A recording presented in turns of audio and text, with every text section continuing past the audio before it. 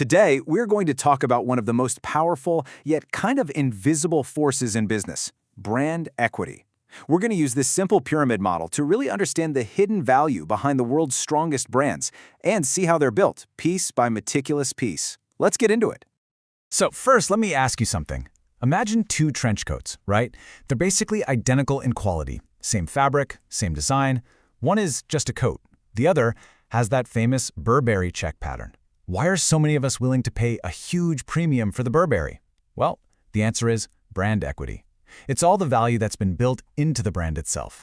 Now, that difference in value, it actually has a name. It was coined by a marketing guru named Kevin Lane Keller, and he called it customer-based brand equity.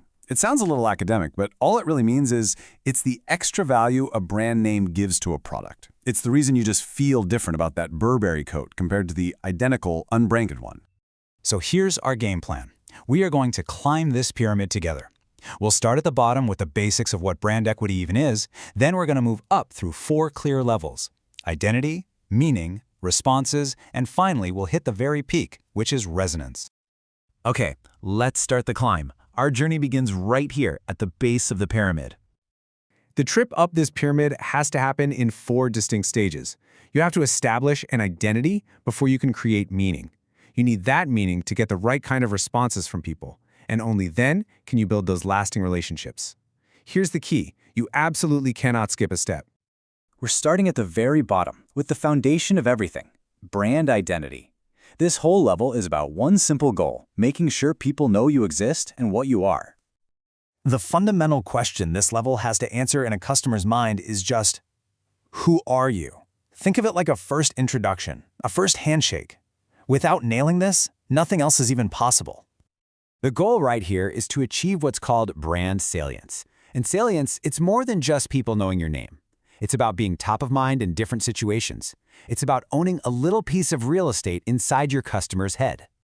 Now, this salience is built in 2 different ways. First, there's brand recognition. That's when you see the Nike swoosh and you know exactly what it is. That's good.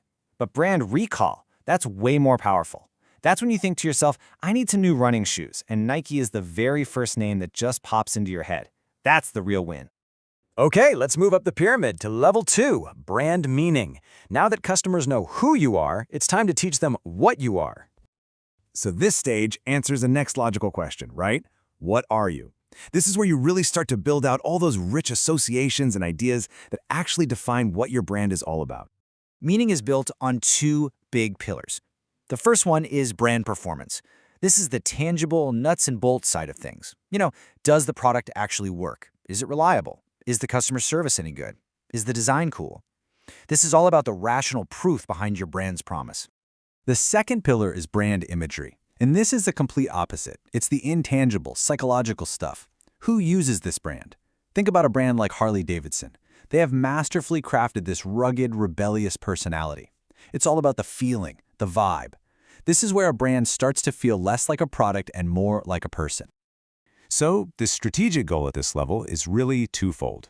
First, you need what we call points of parity. These are the absolute must-haves. If you're a smartphone company, you have to have a good camera. That's just table stakes.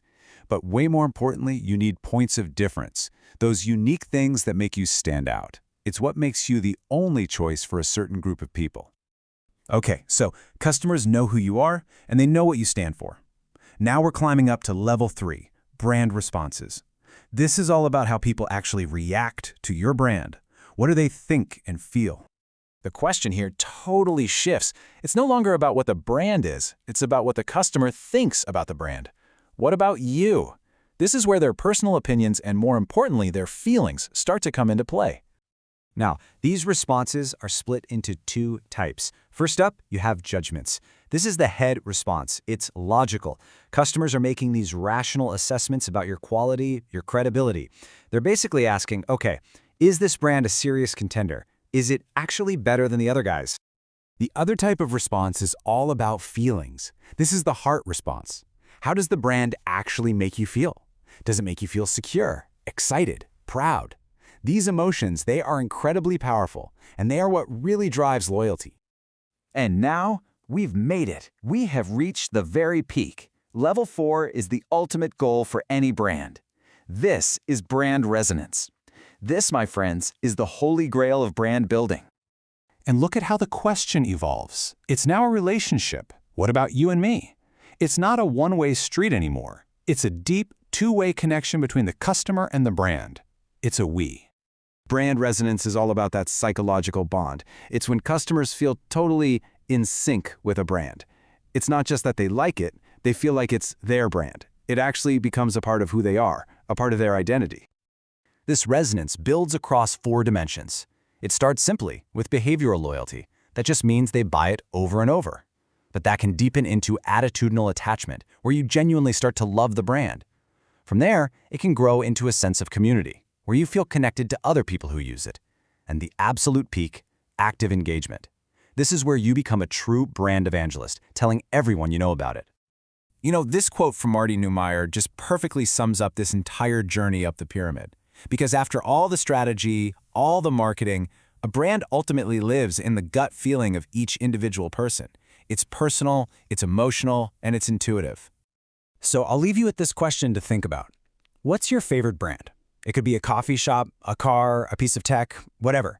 Using this pyramid we just climbed, what does that brand truly mean to you? Where does it sit on the pyramid?